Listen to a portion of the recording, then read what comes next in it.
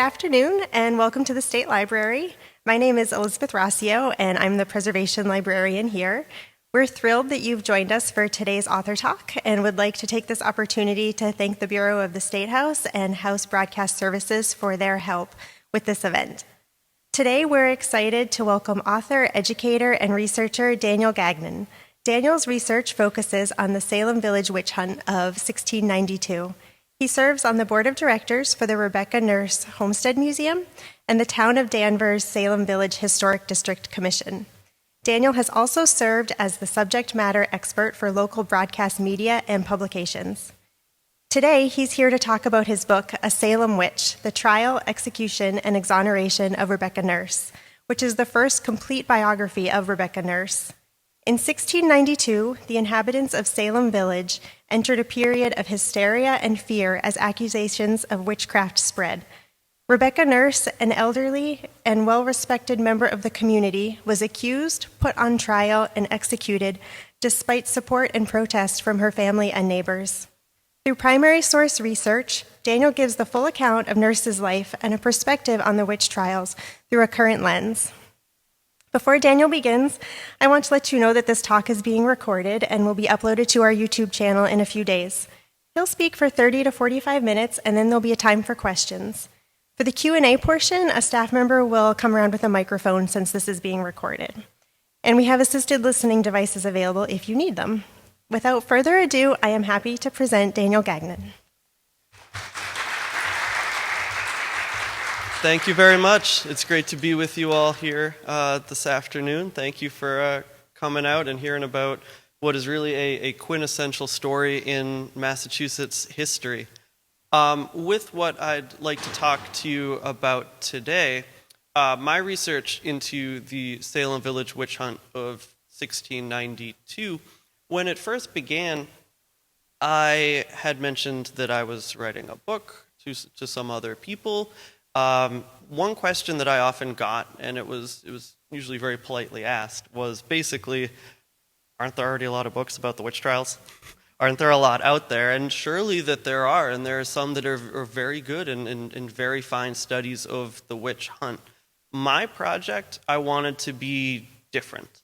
And that is why I focused on a biography of just one of the victims of the witch hunt, Rebecca Nurse, one of the 19 executed in 1692, and she's perhaps one of the most well-known of the victims, appearing in Arthur Miller's The Crucible, plenty of other either dramatized productions of the witch hunt or historical studies, but it was important to me to write a biography.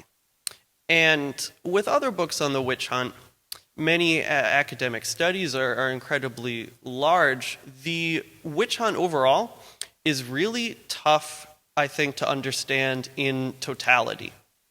The reason for that is in only about 10 months' time, you're going to have almost 200 people accused of witchcraft, of which 19 will be hanged, 1 will be pressed to death, and at least 5 die in jail.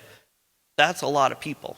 And then when you think about those almost 200 cases, all of the other people involved, the people who are accusing them, the people who are defending them, it gets you to hundreds of people involved in this event. And really, if you try to have one study of the witch trials, one book about the witch trials, you'll never actually understand any of those people. There's just too many people, and it's kind of overwhelming, I think, to the reader. So by focusing primarily on one victim and her family, what I hope to show is the way in which this event really is a human tragedy, and show how one person's life and one family is affected by what is one of the most tragic events in early American history. And beyond just picking a biography, my reason for picking Nurse herself was very intentional. I could have picked one of almost 200 people, as I mentioned.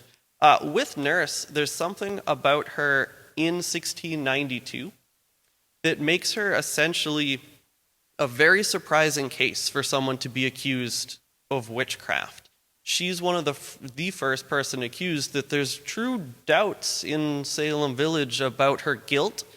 And when she eventually goes to trial, she'll have the best evidence, which will cause the most doubt, continued, in Salem, about whether she is guilty or innocent. So there's something really special about her case there.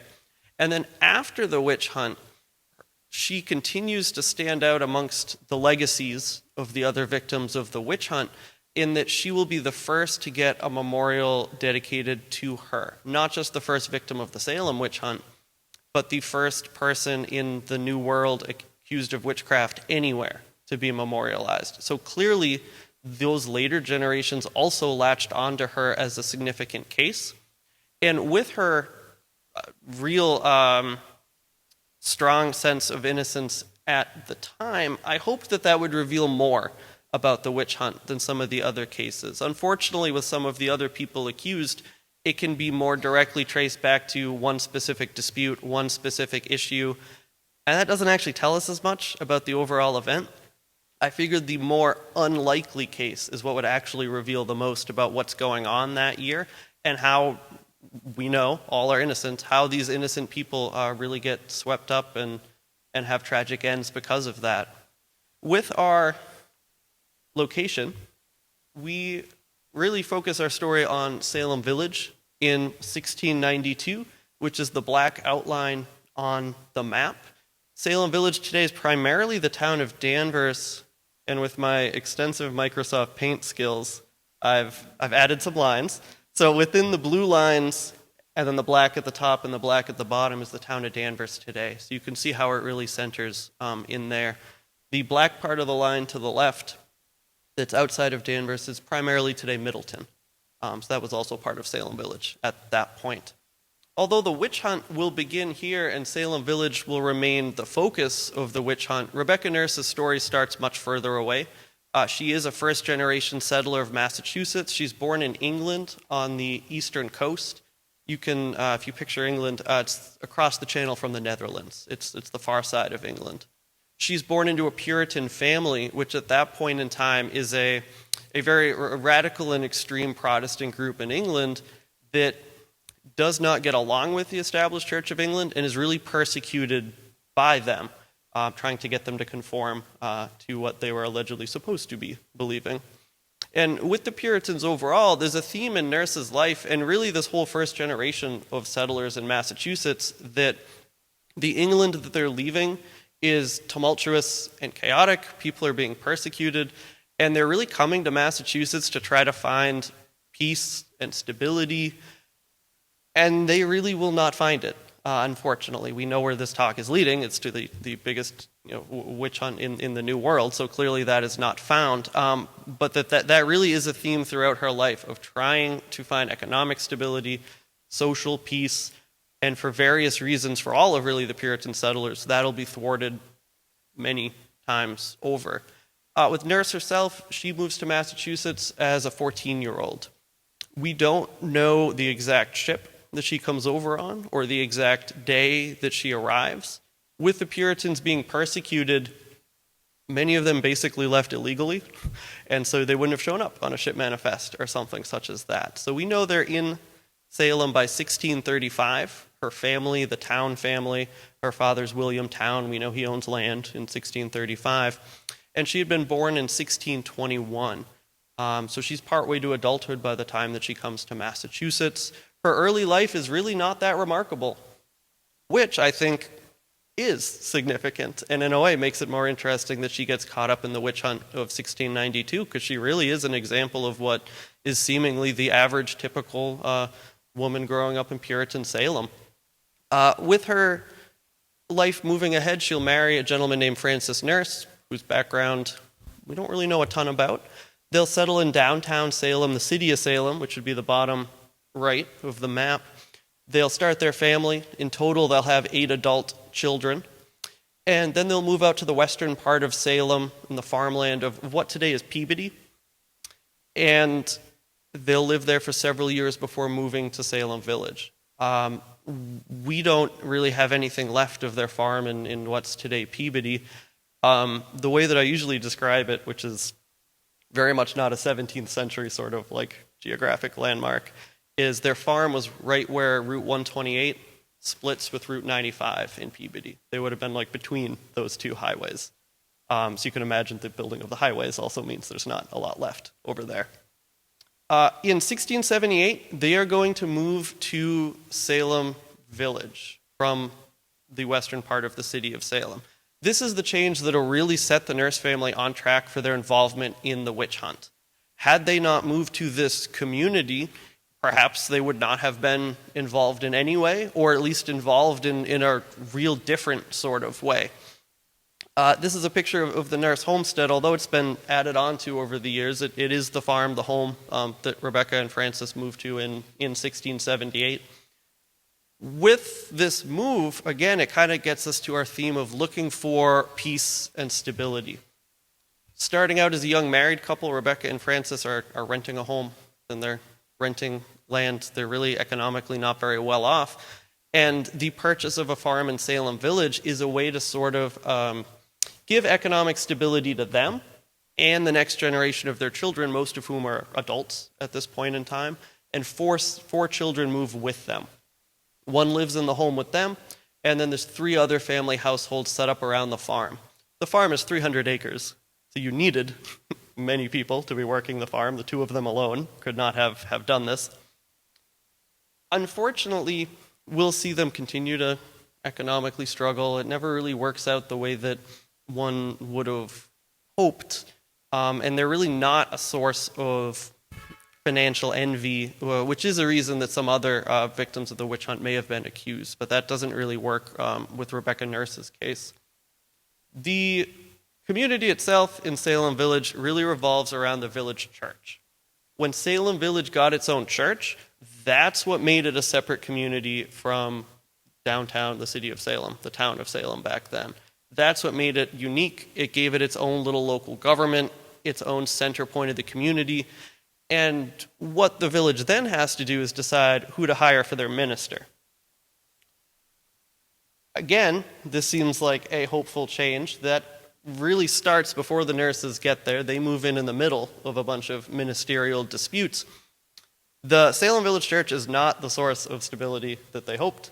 It is really not that forward progress that they hoped for. And the reason is the community can never seem to agree on who should be their minister. The first 3 ministers, Reverend Parris during the witch trials is the 4th. The first 3 ministers all either essentially quit in a huff or are basically run out of town because they are not well liked. The reasons for this are numerous and varied. Some are due to their religious preaching, it's actual genuine religious sort of issues. Some of it is they just personally don't like that guy. A lot of it deals with finances. Some of the previous ministers will go into debt and actually owe money to other villagers who then end up suing their own minister, which in a Puritan community is really a weird look, to arrest your own minister for debt. And overall, what really complicates it is that the church is run by the local government. The minister's salary, the parsonage, the house where the minister lives, and the meeting house, which was the only real public building in town, it's where the church met too, they're all owned by the taxpayers. And so any dispute with the minister always kind of folds itself into other just small town New England political issues, especially when it comes to spending money. How much are you going to pay the minister? Is that one getting paid too much? Not enough? And so it really becomes a flashpoint. As the witch hunt will get rolling in 1692, one of those previous ministers, George Burroughs, will find himself accused and executed for witchcraft. So they're not out of the story. With Reverend Parris, when he arrives in 1689, it seems as though they're putting those first 3 ministers behind them in the village. The Nurse family is here and are involved in hiring him, unlike the first 3 that those decisions were made before they arrived. Reverend Parris is hired by a committee. We still have the Salem Village records in the Danvers Library, and you can see who's on the committee. We can kind of get a sense of who supports Parris, and it's a great cross-cut of the village. The people who had either supported or opposed the first minister or supported and opposed the second, people on all sides of prior conflicts, seem to be on board with Parris, that he's finally kind of unified Salem Village and set the church on a good path. For about 2.5 years, things go really well. There's nothing too exciting in church politics in Salem Village, which is usually what you want, especially in colonial New England. We have his sermon notebook. That's the republished version. We know what he preaches every Sunday to the village. A lot of it is there's a lot of doom and gloom, and watch out, the devil might be amongst you, never let down your guard, which you could see, in a way, kind of sets a theme for the witch hunt. But really, all ministers were preaching that way. He's not really unique in that sense. With Paris, he is not from the area. His family is really centered down in Barbados. His father and uncle own a plantation down there. They're very wealthy. They send Paris up to Massachusetts to go to Harvard, which sounds very fancy, but Harvard was the only English-speaking college in the New World, so it was both the best school and the worst school that you could go to. It's only a few rooms back then. So he will attend. He has to drop out before he could graduate, though. His family basically just runs out of money, and they can't afford to have him there. This changes his trajectory. He hoped to be a wealthy merchant like his family, and so he decides to become a minister as his fallback career. An interesting fallback. He is in Boston, and he's a junior minister at one of the Boston churches, basically like student teaching, but for a minister. And when he applies to the Salem Village job, this is his first real job. So he is new. He'll arrive in Salem Village with his wife, Elizabeth, his daughter, Betty, who will be involved in the witch hunt, his niece, Abigail Williams, who will be involved, and he also arrives with 3 enslaved people, including Tituba and John Indian, both of whom also will be involved in the witch hunt. As part of his real hard contract negotiations, one sticking point is, first of all, he wants to be paid more than any of the previous people because he's used to a life of wealth. Salem Village is a tiny farm community, really, like on the frontier. Really not a lot of wealth in this location.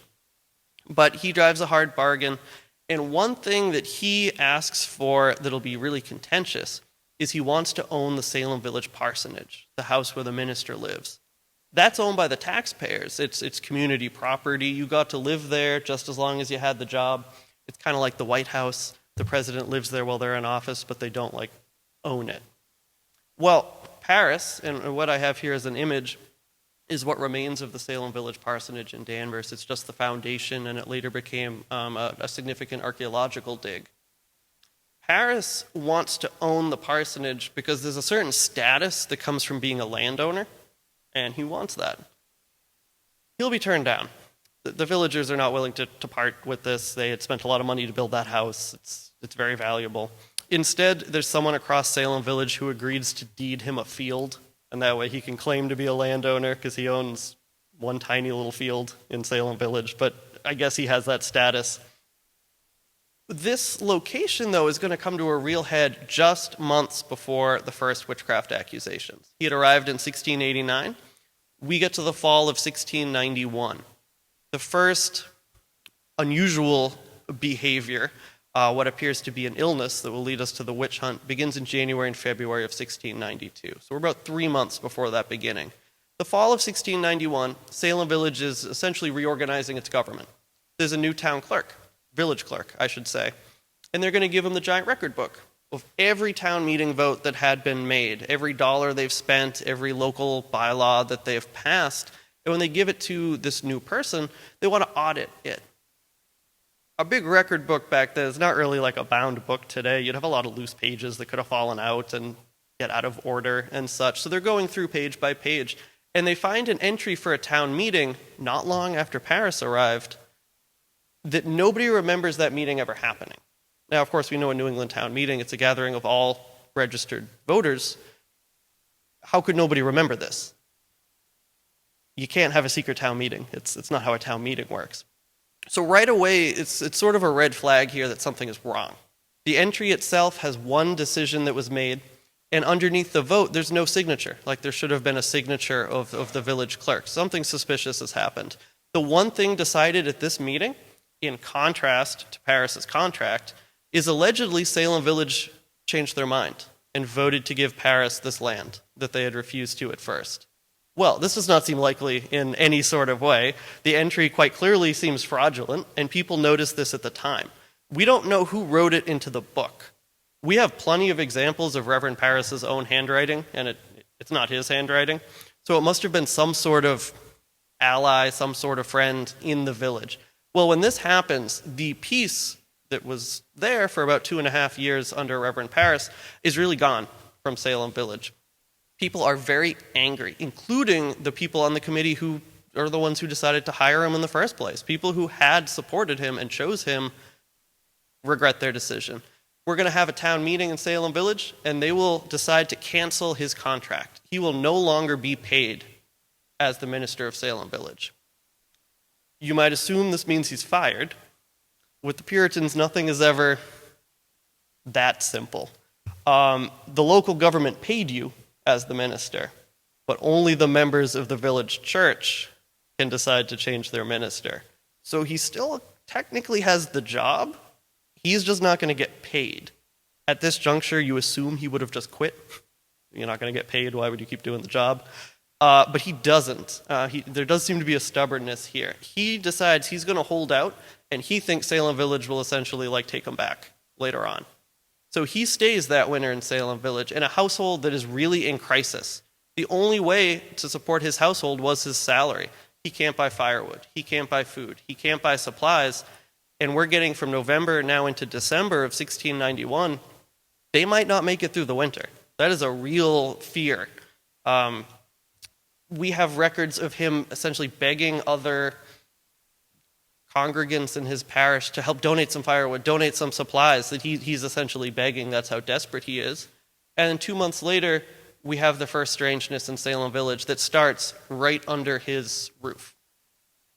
What happens is we have 9-year-old Betty Parris, his daughter, 11-year-old Abigail Williams, his niece, who he had adopted into his family. Her parents are dead.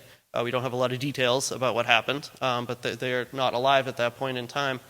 And these two girls begin acting really strangely. They will suddenly fall down on the floors. At first it's just falling, then it's falling and having fits, they call it, that looks like a seizure. They'll be flailing, screaming, contorting their arms and legs in ways that's described that they didn't think someone could do that wasn't a possible range of motion. They will walk around on all fours. They'll start barking like dogs, truly behavior that is frightening to Reverend and Mrs.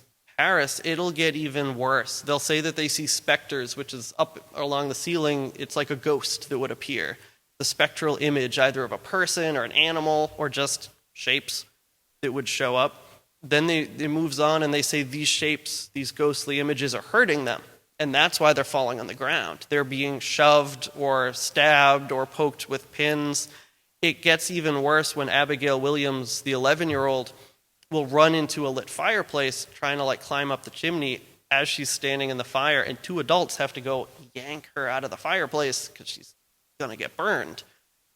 With Reverend Parris himself, they try to keep this very quiet. There are some TV programs about the witch hunt that really like to make Reverend Parris the bad guy in all of this, and he does deserve some significant blame here.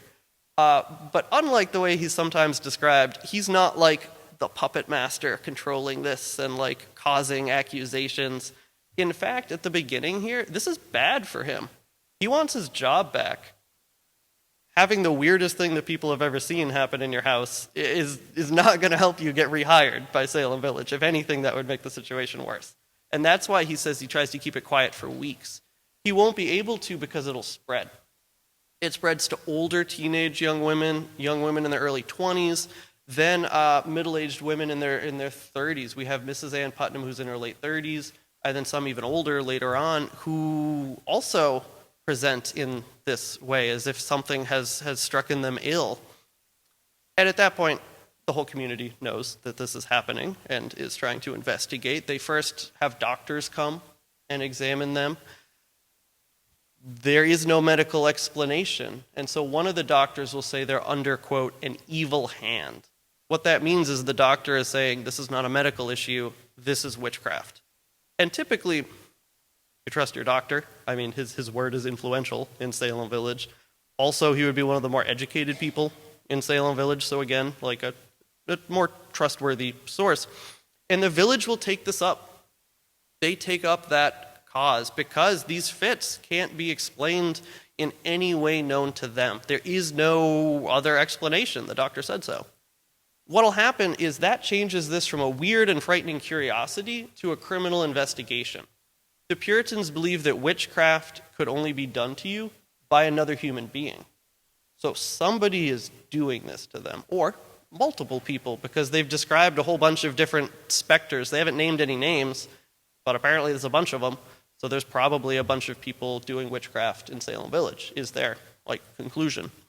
The first 4 people accused of witchcraft are going to be Tituba, one of the enslaved people living in Reverend Parris's household. For many reasons, she would have been seen as a likely suspect at the time.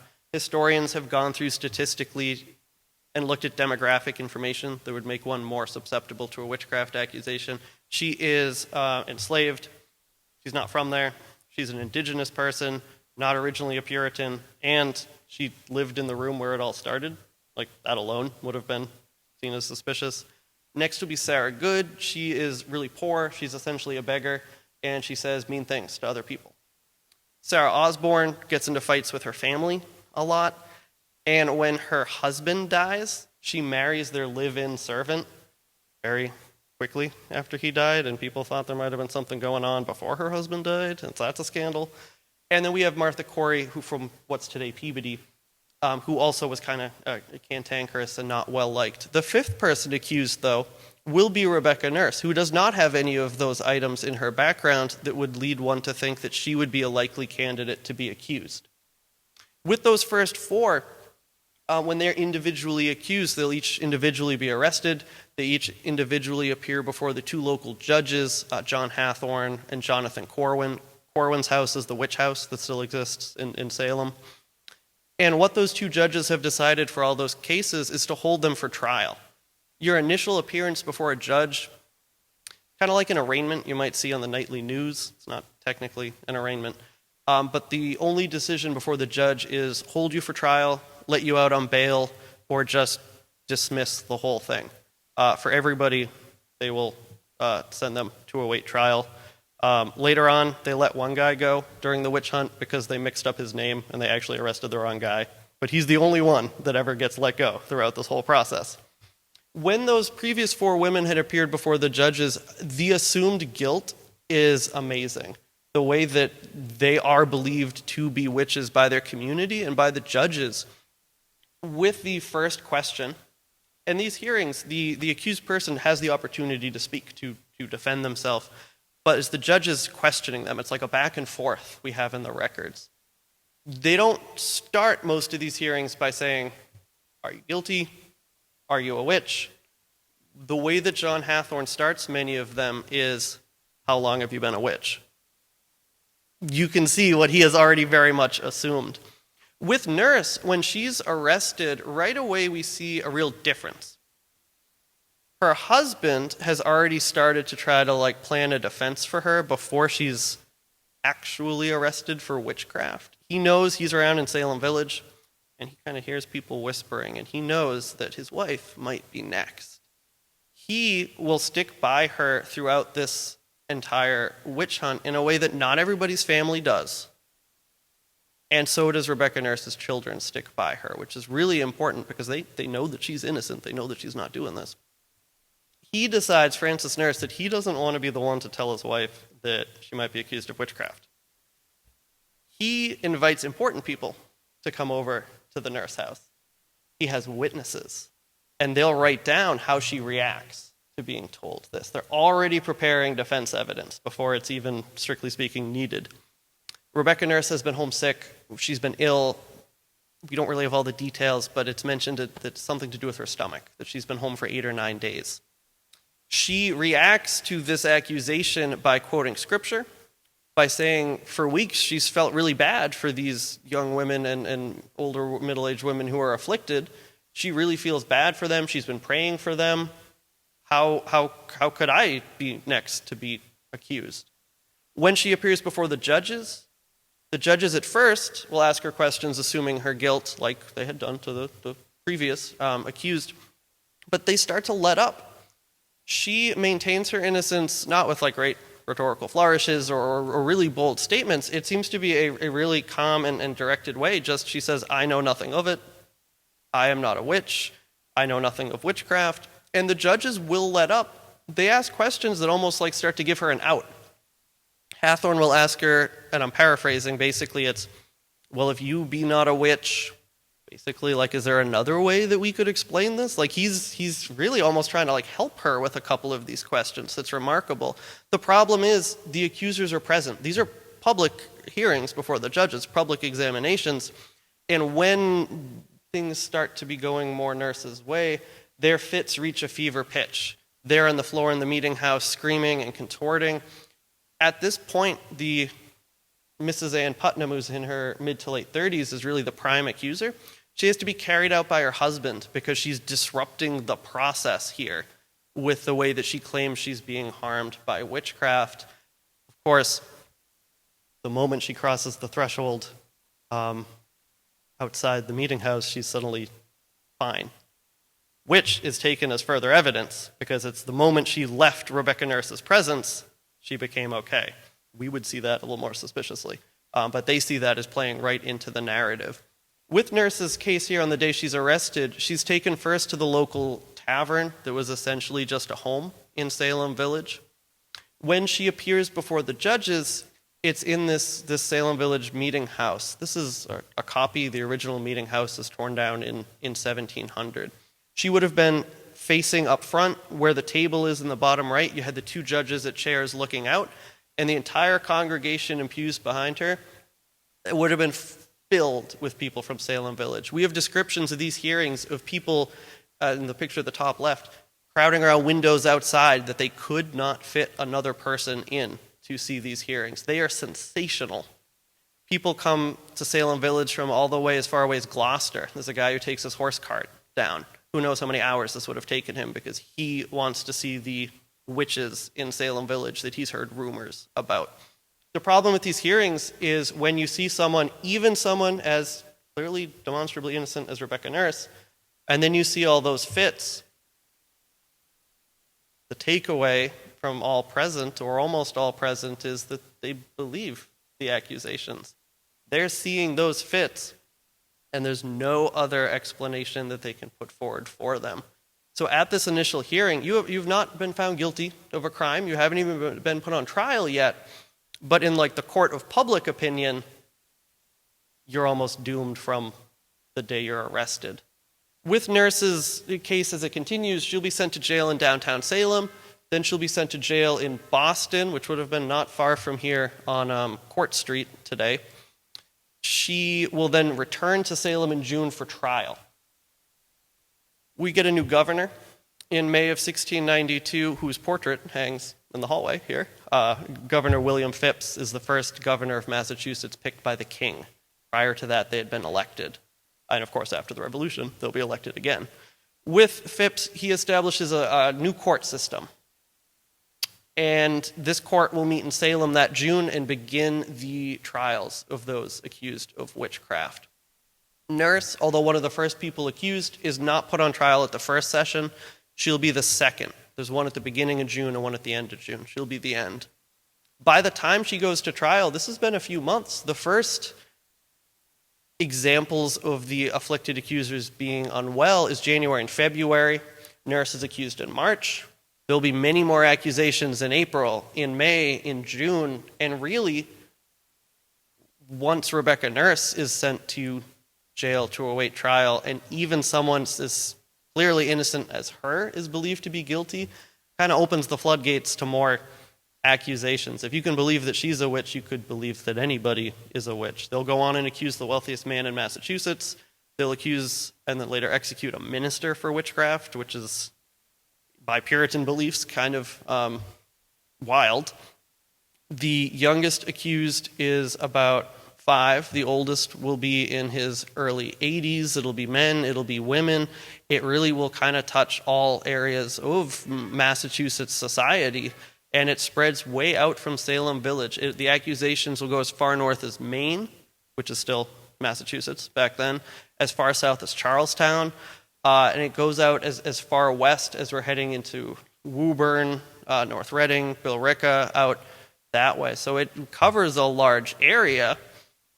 They hold the trials not in Boston but Salem, because that is the focal point, and that's where the local court had always met for Essex County. With Nurse's trial, the one session before her case comes up, Bridget Bishop is put on trial. And you notice I haven't mentioned her yet, she's not among the first who were accused of witchcraft.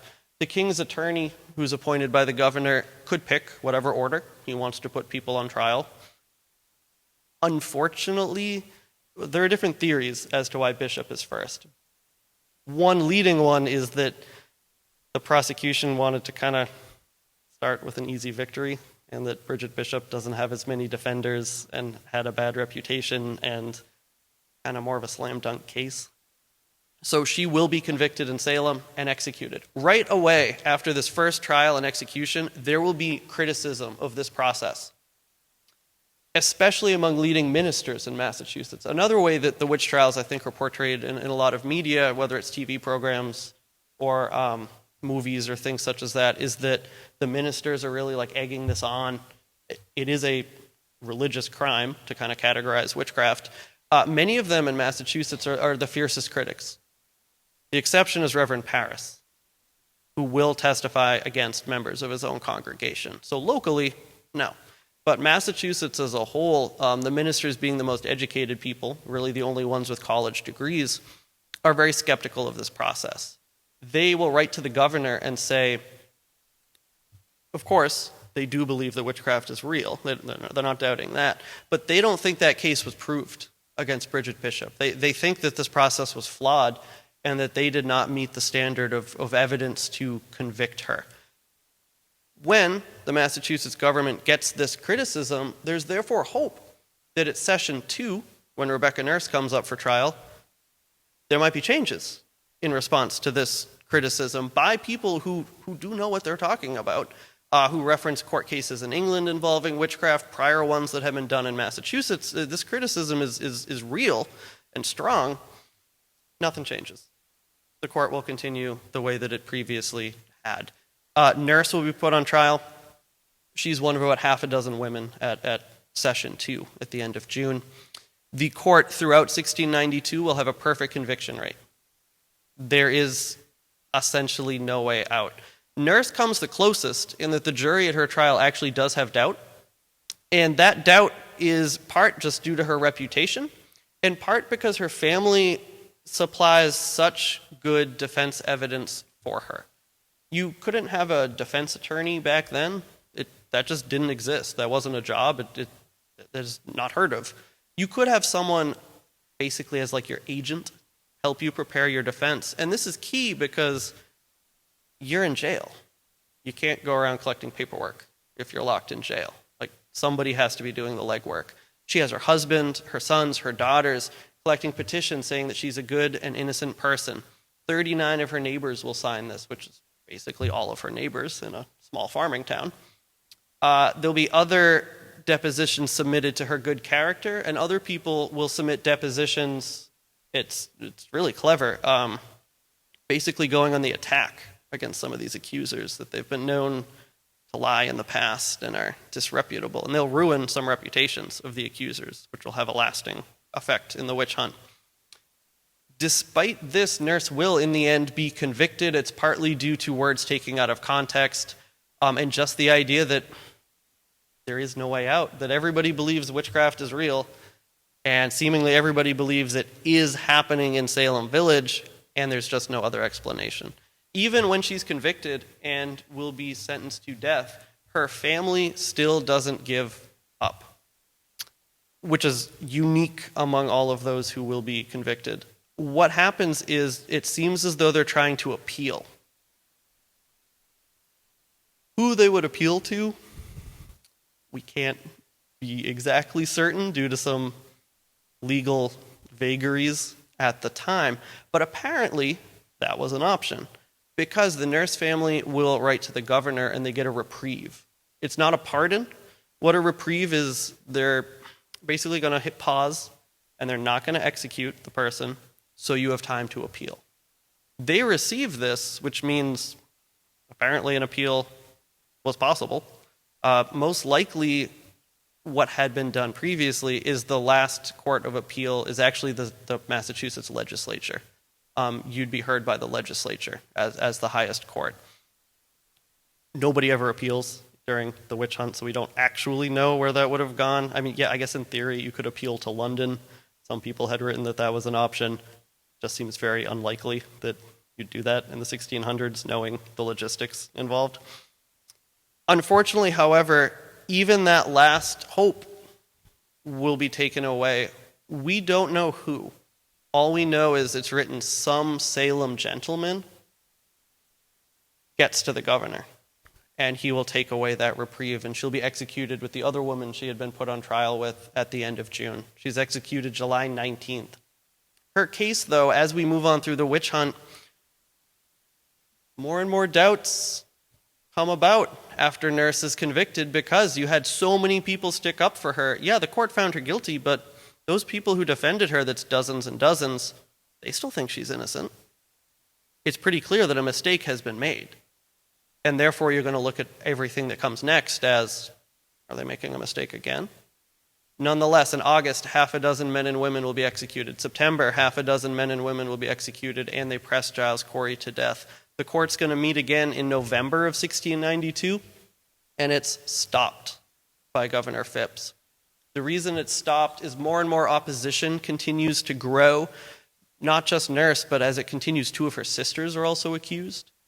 You have very large extended families, and what we see with opposition to the witch hunt is basically the more people you accuse, the more families turn against it because they know their family member isn't a witch. So the opposition will kind of grow as a snowball rolls throughout 1692, and the ministers keep up their complaints to the government about the process. And eventually they take their opposition not just in like polite letters, but kind of take it to the streets, if you will, reading all these complaints to their congregations across Massachusetts. Basically like the 17th century like public pressure campaign, and it works. The governor realizes it's politically untenable, that he's going to be blamed for this. What if someone writes a letter to his boss, the King of England, and gets him fired because he's mismanaging Massachusetts? So he will end the court. And it ends because more and more people are realizing it's wrong. It doesn't take time afterwards to realize that it's wrong. That's the reason it stops. What we see with Nurse's case is although her story personally ends in 1692, the significance of her legacy continues, which is an area that had not been as written about when I started this project, and is sort of just the last theme I wanted to highlight about her case. With Salem Village, the witch hunt's over, and you just kind of have to go back to normal on your farm. Eventually, everybody's released from jail, but you might be on your farm, and the guy next door might have been the one who accused your wife of witchcraft, or your son, or your daughter. This is really uneasy. It takes the community years and years, even just to have everybody return to the Salem Village Church on Sundays. The reason being is Reverend Parris is still there. Reverend Parris testifies against Rebecca Nurse. Reverend Parris testifies against many others. Well, all those families are not going to go to Sunday service with him. That's not going to happen. So they go to churches nearby in other towns. It takes years for them to get him to leave. He eventually does quit, but he doesn't leave because he claims he owns that house still. So they sue him.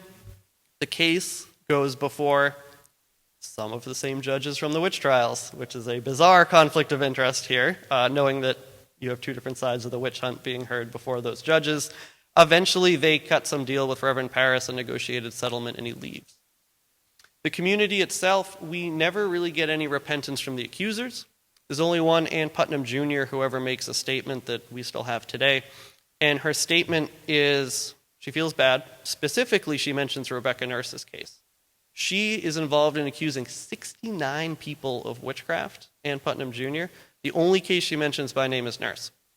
That she really regrets this, but she says her accusations, the devil made her do it, and so did her dad. Her dad is dead by that point, so it's easy to shift blame onto a dead person. So she never takes any responsibility, and we have nothing from the other accusers. With the judges, all save one, never admit to any wrongdoing in 1692. The only one that will is Samuel Sewell, whose mural hangs in the chamber of the House of Representatives, that he takes a moment at his church in Boston, which he picks his church. It's the most public forum that you could have. He stands before his congregation and asks his minister to read a statement where he says that, this is 2 years after the witch hunt, he says, in 1692, I did what I thought was right by overseeing these trials. Like he believed it. And he's now realized it's wrong and that he will lie in the dust, metaphorically. But nothing he ever does will make up for what he's done during the witch hunt. And he picks one day every year for the rest of his life to set aside as a day of fasting and prayer because he realizes that he has done something truly bad. The other judges, there's no penalties. They never admit anything wrong. They get promoted. One becomes the acting governor of Massachusetts, not once but twice. So there is no harm to the political reputations. With Nurse, though, we have a moment about 200 years later that again has her stick out from the other victims. In the early 1700s, paperwork had been done to clear the names of most of those who were convicted. Nurse's family is one of the leaders in that process. In 1885, the 200th anniversary of the witch hunt is approaching in 1892. The Nurse descendants, which are kind of all across America by the late 19th century, decide that they want to build a memorial to Rebecca Nurse. And the community in Danvers is on board with this. Her former church, which has gone from the church in Salem Village to now the First Church of Danvers, supports this move. They target 1892 as their fundraising goal, and they raise all the money early. So they dedicate the memorial early in 1885. I hope the glare isn't too much. We can see a crowd here, and in the middle is an obelisk. That's the monument that's dedicated to Nurse. She is not just the first victim of the witch hunt in Salem to get this memorial, but as I mentioned, the first in the New World. In theory, it's said that it's the first anywhere in the world. Historically, that's kind of a hard statement to prove because the world is pretty big. But that's the way it's often said. And it really is a world historic event. We have the New York Times sends a correspondent, which today kind of be whatever, that's common. But think about all the travel involved back then. This will be reported in newspapers in Paris, in London, all the way in Australia. There's German language newspapers that write about this. Papers way out on the western frontier of the United States that this is giant world news that somebody who had been executed for witchcraft is now memorialized. We have in the front the minister of the First Church of Danvers, the minister of the First Church of Salem, people from Danvers locally, many of her descendants as well. One might think that once the first victim is memorialized in this way, well, the 200th anniversary is coming up quick. Might other families do similar to their ancestor? Might other communities involved in the witch hunt take that on? And it will not. It will not happen. The only other real movement is 1892. The Nurse families raised so much money, they also put up a monument to the people who defended her in 1692. The city of Salem at this point considers for the 200th anniversary, really led by the Essex Institute in Salem, shouldn't the city of Salem build a memorial to commemorate this event? They go as far as there's even people trying to purchase land. They get that far into it. And that goes over like a lead balloon in Salem. No. They do not want something such as that. And they won't for another 100 years. So what we see is Nurse's case, because of what happens in 1692, probably because of the actions of her family, and the way that she is seen as so unlikely of a case, it's okay for her to be memorialized first, because almost in a way it's less controversial. If you want to try to memorialize all of 1692, that is too controversial even in the 1800s. There's still people around who are descendants of this person, and that person, and that person, and you don't want to dredge up everything. With what we see, the dig at the parsonage site, where Reverend Parris had lived, that had been covered over. It was just a field. Everyone knew that this was there. It's not like a secret. It was just a field. That's not done as an archaeological dig until 1970, that there was not willingness to kind of dig that up. The first memorial to all the victims, I have our Boston Globe picture of our memorial to Rebecca Nurse. You can see, I have a modern picture of the memorial. That's from 2017, the 325th anniversary. You can see how big the obelisk is, and then you can see back to the Boston Globe, basically thinking it's like the Washington Monument or something. It's not the same thing. It's a very different picture. The first memorial to all the victims of the witch hunt doesn't come till 1992, the 300th anniversary of the witch hunt. This is the one in the Salem Village Memorial in Danvers. 6 months after that, the city of Salem builds one downtown, and that's the first time that these people are really remembered. So it's more than 100 years after Nurse gets her memorial that the other victims do. And even still today, in terms, as my final point, of remembering the witch hunt overall, broader than Salem, at this point in time, you may have heard kind of more recent news last summer that the last victim of the witch hunt had been exonerated by the state of Massachusetts. Salem is very unique and significant here. There were a small number of people who had been put on trial and convicted to witchcraft earlier in the 1600s. And now, in the past few months, there has been movement to try to restore their reputations as well. As you may have heard, the state of Connecticut recently tried to exonerate its people who were convicted of witchcraft in colonial times, that there were people before 1692 as well. But this memorialization was the last point that I wanted to leave us on, how Nurse's case continues to be unique. Thank you so much for coming out today. I'd be happy to take any questions that you might have, but thank you for spending lunch with us.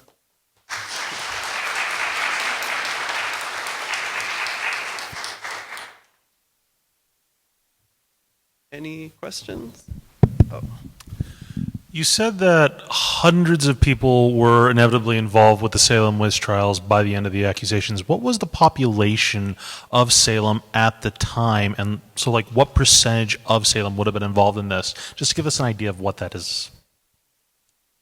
That is a good question. So with Salem overall having Salem Village and Salem Town, estimating the number of people is really difficult because we only have on paper the men. Typically, more specifically, just the men who own land. With estimates that have been done, is both Salems together is about 1,800. Salem Village would be about 400, and so the town, city of Salem today, would be about 1,400. That's kind of the divide. Not all of those in Salem Village also necessarily attended that church. Some people might have lived closer to Topsfield. Some might have lived closer to Beverly. That's about as close as we can get, which is not really a perfect numerical answer.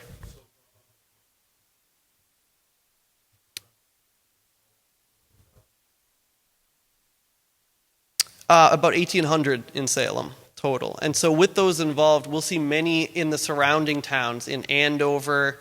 Moving out west is a little, as I mentioned with Charlestown, there's some involvement heading closer to Boston, but it really stays north of Boston. But yeah, the Salem area, the Andover area, and then the Topsfield area as well. That's kind of the three big concentrations.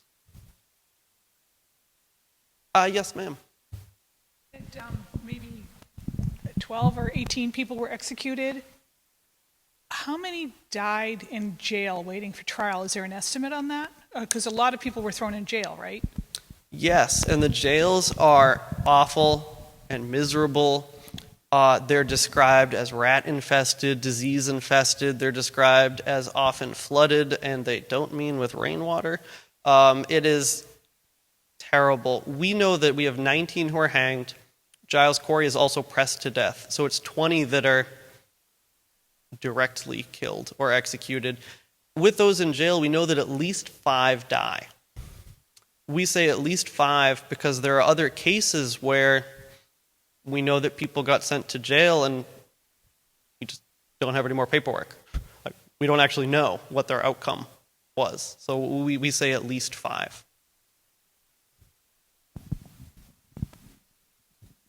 Any? Mm-hmm. Thank you. So today, if this happened and you were exonerated, there'd be a financial settlement or reward, or you could sue for anything. Was that ever done for any of the victims, or did anybody successfully sue or be awarded money by the state? That is a very good question, and the answer is no. What happens is the state or the province of Massachusetts right away will shift the blame onto the accusers. When in the early 1700s names are cleared, people are exonerated, including Rebecca Nurse, the way the legislature passed that law is these names are cleared, that they acknowledge it was wrongdoing. Basically, it's the accuser's fault, and you cannot sue the Commonwealth or any of its agents. You cannot sue. The families of the victims at that time are given a small amount of money. This is not like reparations. It's not money meant to correct what was done wrong. It's money that when one had a family member in jail, you were actually required to bring supplies to them. It wasn't actually provided by the government. It wasn't the taxpayers who supported people in jail. So that money that the families are given is basically to make up for their actual expenses in 1692, bringing blankets to Rebecca Nurse in jail, bringing her food when she's in jail. That's the only money they get. And even then, the Nurse family is unique in that when that opportunity comes, we have all these files of families asking, I want £5, I want £7. Rebecca Nurse's oldest son, Samuel, who's kind of like leading the family after this, refuses to put a number. He won't. He can't. He writes, I know of no sum that will account for what my family's lost. And someone else, he has a meeting with a committee, someone else writes in a sum because I guess legally they couldn't pay you anything unless an actual literal request was made. But that's not a settlement. It's not reparations. There's never anything such as that. And the next round of people who'll have their name cleared in the 1950s after The Crucible comes out, it's realized that back in the 1700s they missed a few with trying to exonerate people. And the 1950s resolution also says you can't sue Massachusetts.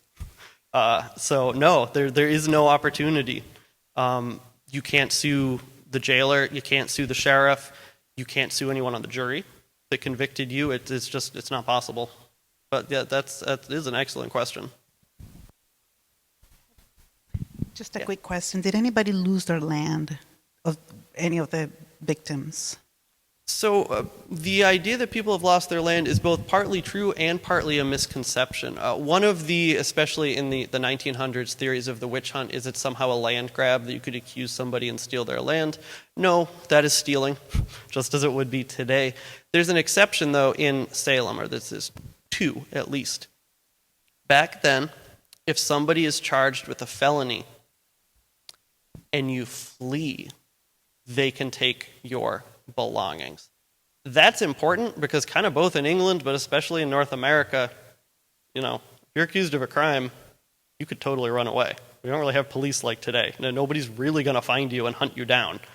So that is put into place to try to get people to not flee. If they think they're about to be accused of a crime, you're not going to flee the town. We have Philip English, who'll be the wealthiest man in Massachusetts. He's a merchant in downtown Salem. He flees to New York. They will take all of his stuff, including his wharfs along where the House of Seven Gables is today. And when he comes back after the witch hunt is all over, he says, I want my stuff back. And they say, no. You are legally charged with a crime. You have admitted that you fled to New York. Back then they couldn't get you if you made it to New York. And now you've returned. Even if the charge wasn't true, you were charged. And so you have lost all your stuff and you will not get it back. He will try to sue the sheriff, but it doesn't work. Because again, you can't do that. But he'll hold a grudge against that sheriff for the rest of his life. And even there's another historian, Marilyn Roach, who has done research into what happens when the sheriff dies, in that the English family even threatens to steal the sheriff's body and hold it for ransom until they get their money back. So these grudges will remain, especially if you owned more land than anybody else in Salem and then you lose it all. That is a tough grudge. Do we know how many of the accusers actually remained in Salem or Danvers, remained in their communities after the witch trials were done? With many of the accusers, especially the younger ones, the teenage young women, the young women in their early 20s, we lose track of a lot. Many of them just, when they get married, their name changes. They might have married someone in another town, and they just kind of fall off the record. We do know that many will remain in Salem Village, such as the Putnam family. Many, especially more of the adults who were accusers, will remain in Salem Village. They're landowners. You can't really up and leave. So many do remain nearby. It's only the youngest that we kind of lose track of. With Paris himself and Betty Paris, kind of one of the first accusers, they'll move out to Stowe, Massachusetts. Then they'll live in Lexington. Betty Paris, after she remarries, I forget what her name becomes, actually lives on Battle Road, and her daughter is along Battle Road when they started shooting at the British in 1775. So that family we have at least some connection to, but many they just kind of disappear. Any others? Yes, ma'am. Hello. I don't know if there's really a correct answer to this, but I was curious, in doing your research, things like that, if I were to go to Salem this weekend, let's say, and try and learn a bunch of different stuff, is there a certain area or monument, things like that would be really worthwhile, like this is very historically accurate, versus some that are a little less accurate and a little bit more, Certainly. I think that's a good question, and especially as we're in our October season, that I would maybe say not this month, but another month if you were to go to Salem. With much of Salem in the way the city of Salem has gotten into tourism, especially the last 40 years primarily, or even I have seen large changes in just the past 10 years, how the number of people that attend either Halloween or weekends is astronomically higher than it was even 10 years ago. With that in downtown Salem, there's, because of redevelopment, because of how the way that really became a city with mills and new buildings, there's very few actual historic sites that remain. In the city of Salem, the Judge Corwin House is where Judge Corwin lived. It's called the Witch House today. The best place to see real historical sites related to the witch hunt would be to go to Danvers, that used to be Salem Village. The Rebecca Nurse Homestead is a museum, and it's the only home of any of the victims that you can visit as a museum. Another way that her case is unique, that someone who was a single woman around the turn of the century bought it in her own name to preserve it and set it up as a museum. Nobody did that for anyone else's house. So again, still kind of a unique case. You can also see the foundation of where Reverend Paris's home was. There's the memorial that was built in 1992. But the Nurse Homestead would be the best in that that's also a museum with guides. You could talk to people, whereas going to Paris's foundation, with some informational signs, but if you kind of don't know why it's important ahead of time, it is not interpretation, really. And from time to time, the Peabody Essex will have some items from the witch trials on display. I haven't seen this year's exhibit, but I went last year and saw some of the documents, including they had documents about Rebecca Nurse's trial, were some that they had on display last year. But that's the only place they would have genuine items, and there's very few, but at least a few genuine items from the witch trials.